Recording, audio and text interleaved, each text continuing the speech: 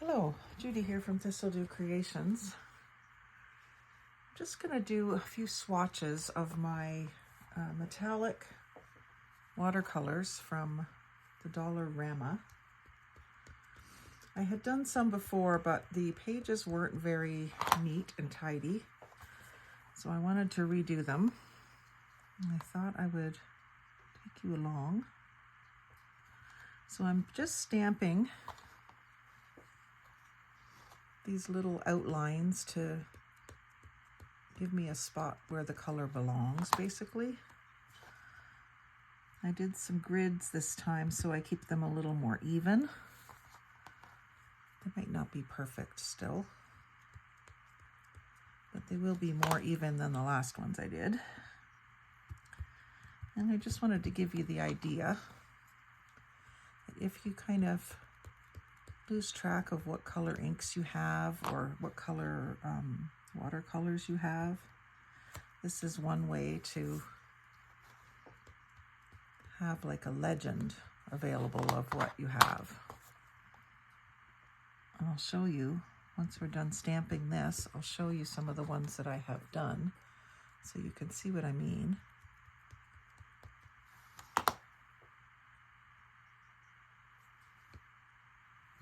And I would love to be using archival ink for this, but my archival inks are at my dad's. So this is Distress Ink, Tim Holtz Distress Ink. I just say archival because I'm afraid that when I put the watercolors on, this is going to run. We shall see. If that's the case, you might not see this video. Maybe I'll show you just to show you what not to do. There's a service in that too, isn't there? My stamping block, I need to get the rest of that brown paper off of it. I've never been able to get it off. I haven't really taken a good stab at it. Maybe tonight while I'm watching TV I can do that. Would be helpful to be able to line things up better. I have one corner exposed that I can kind of see what I'm doing.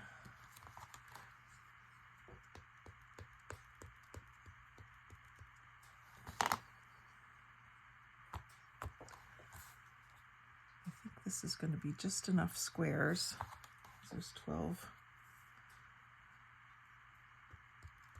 Actually, might be more than enough squares. I might be able to do some mixtures. Or just leave some spots for future colors.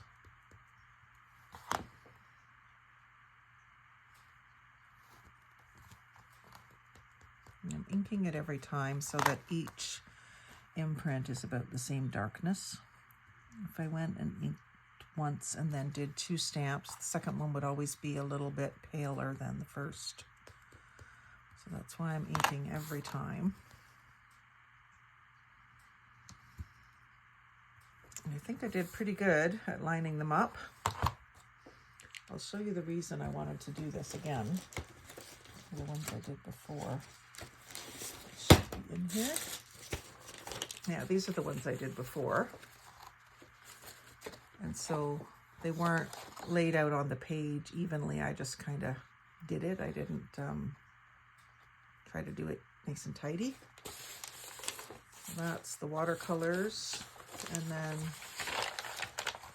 I just shared this the other day. That's the Alina Craft Creates Oxide Inks. So I may do another one for those. Maybe in more of an oval like this, because then I can do that with the brush and get that shape, or maybe a round even.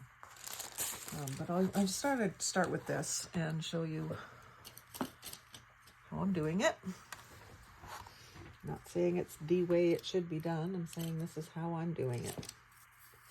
And I'm going to use this sort of squarish brush, which is probably not the right brush for watercolor either. But again, it's what I'm doing. And I'm looking for a container for water. I'm going to use this little egg dish. Empty the bling into there, which I'm probably going to regret. And then I'm going to put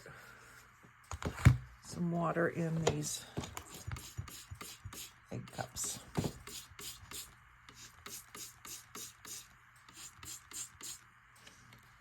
To use. I'm going to start with, this first tray has copper rose. And I'm going to work it right in the tray that the paint comes in until I get a nice bit of the paint worked up with the water. That's why I don't need a lot of water, because I'm not painting a picture. I'm not trying to blend things. I'm just trying to get the true color of this down onto the paper. So I'm just gonna be careful because I don't want to make that black ink run.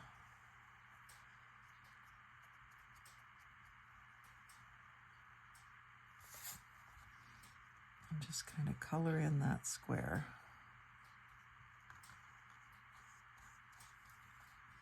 It's got good color as well as the bit of mica that's in it. It has good base colorant, I think. Good amount of it.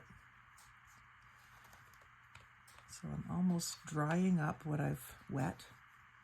I'm trying to use it up on that square. Maybe making a little bit of texture so that you can see the shimmer a little bit, because they are supposed to be a shiny metallic shimmer. Now I am going to need like a cup of water to rinse in.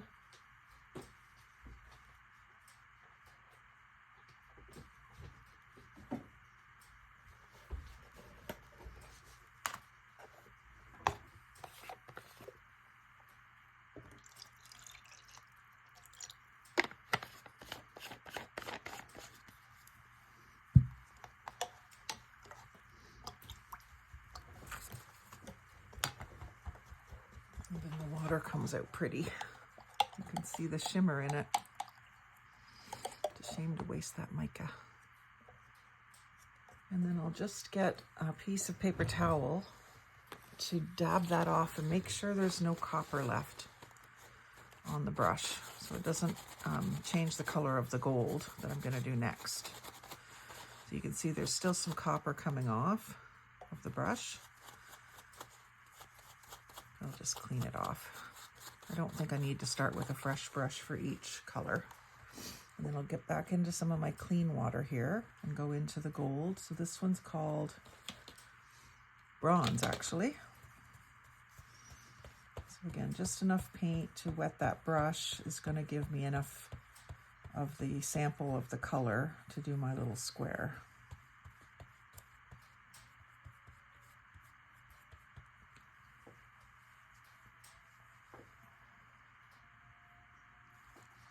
Doesn't matter if they're in the same order even as the boxes, but I think it's a good idea if they are.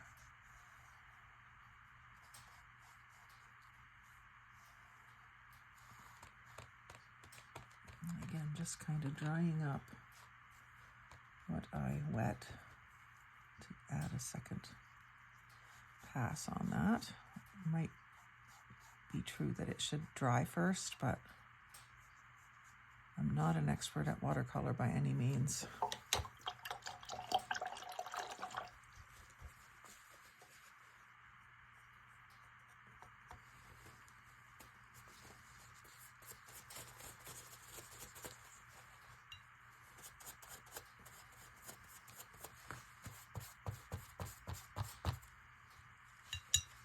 Just getting some clean water and making sure that I get my brush as clean as I can. And then we'll do the silver, which is actually called pewter.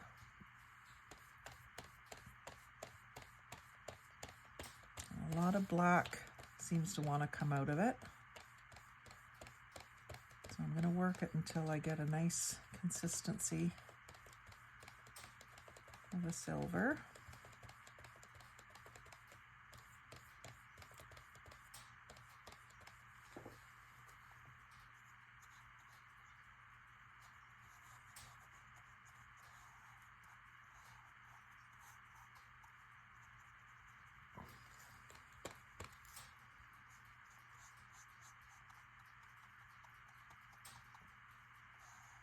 that probably should dry before I do another coat. So what I'm going to do while I'm letting that dry a little bit is take my black pen of some sort. This one's fine enough. And write my color names underneath here. So I've got Copper Rose,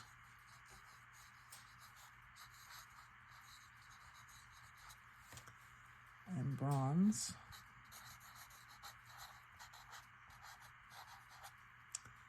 and Pewter. And then the next one will be Saffron Yellow.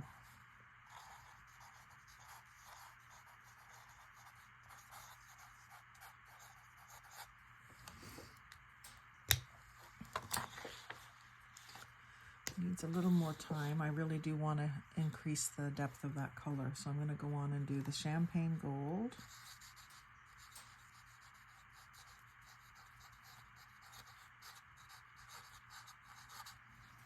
And the Eggshell.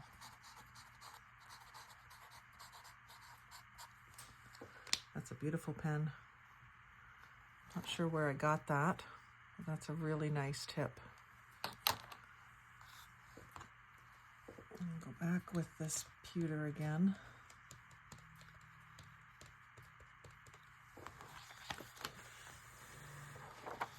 I'm working on 2 pieces of paper just so it doesn't bleed through too much to my work surface.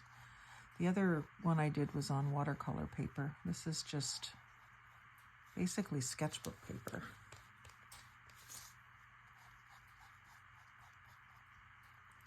I think what I'm doing is just taking off what I put down. I kind of want to save this wash from cleaning the brush and see about dyeing some paper with it.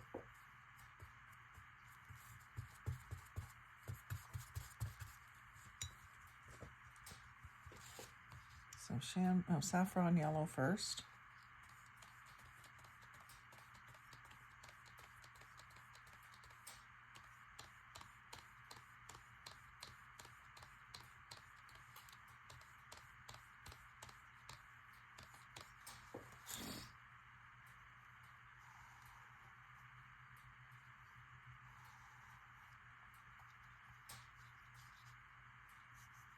Not very solid.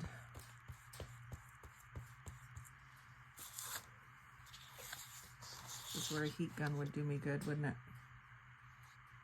There we go.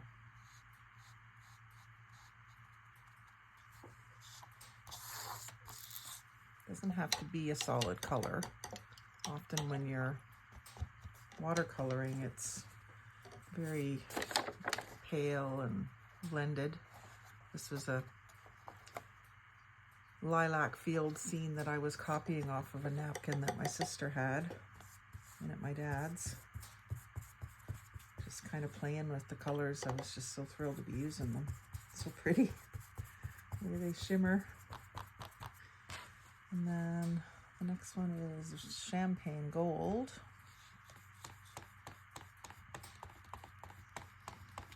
Work this a little longer so I get more solids mixed in with the water.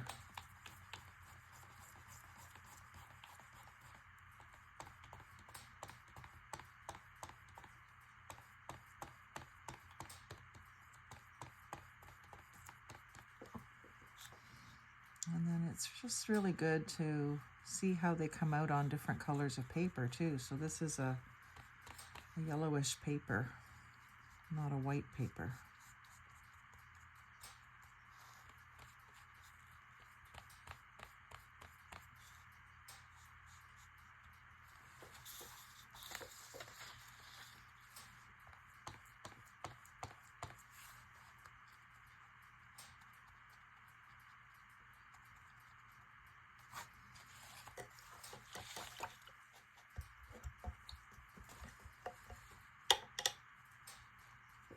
Was definitely on my to-do list, and I didn't know if I would get around to it, but hubby's in the other room with his earphones on, so I'm taking advantage of this one more hour before we have to get thinking about supper.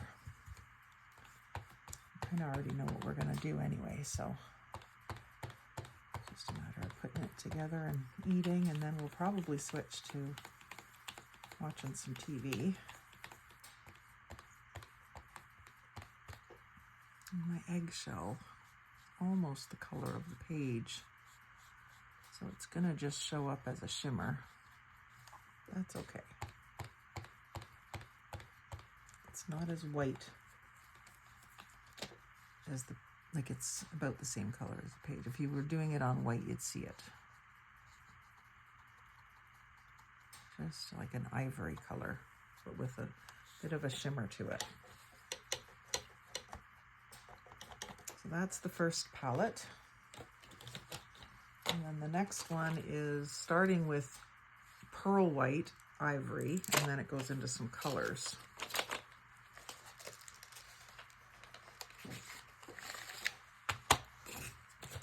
So let's put down some names. Pearl white.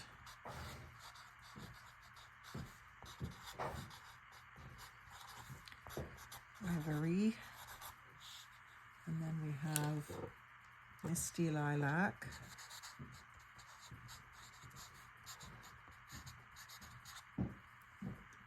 Tangerine. No, bubblegum pink first.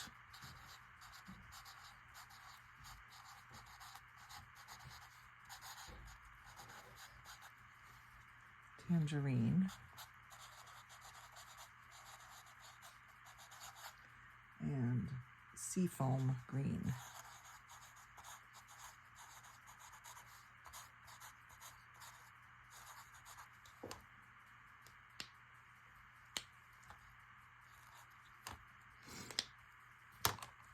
So let's start with our pearl white. And make sure that we're good and clean.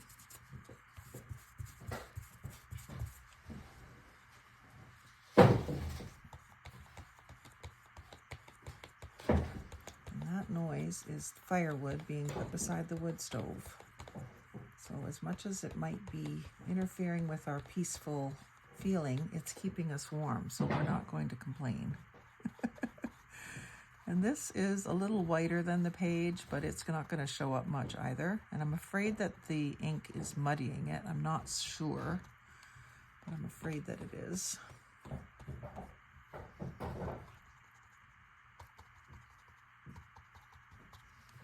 That'll be very pretty for doing accents and highlights on things.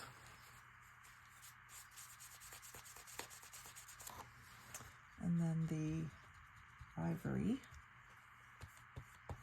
is also going to be very close to the color of this paper. So it'll probably just show up as a shimmer.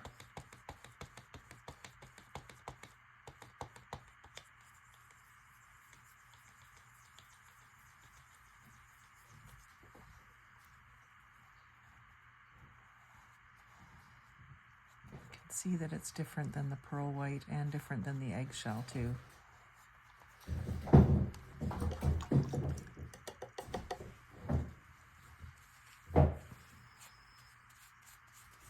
Misty Lilac. I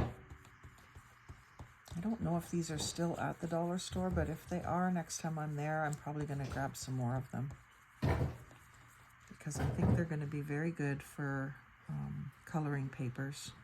If not doing art with, they'll be really good for Easter colors.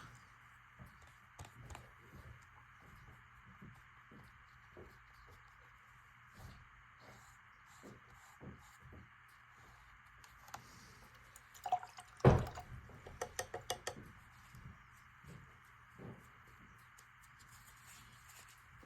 another napkin, a clean one. And it's important to use a white one for this so that you can see that the color's all gone out of the paintbrush. Wouldn't be as apparent on a brown napkin. So bubblegum pink is a nice pretty clear tone of pink, like a Barbie pink or bubblegum.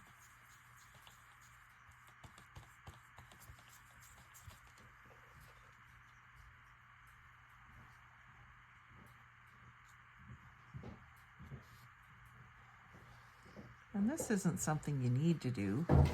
It's just something I wanted to do as part of my organizing and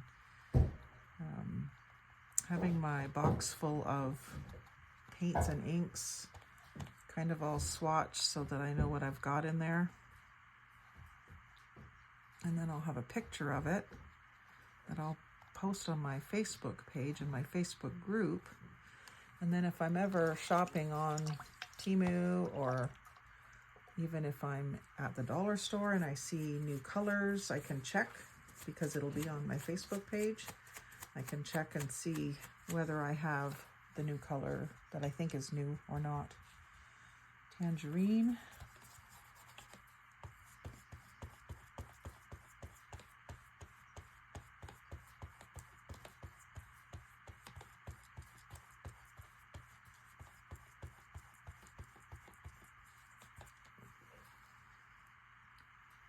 And just one more to do. That's pretty. And then I could also do a sheet of blends of two colors mixed together. And that could be something that goes on and on and on, right? I did that with some inks.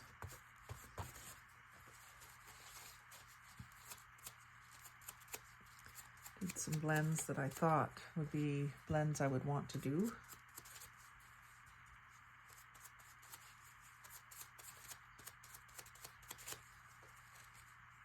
See what they would look like. And seafoam green.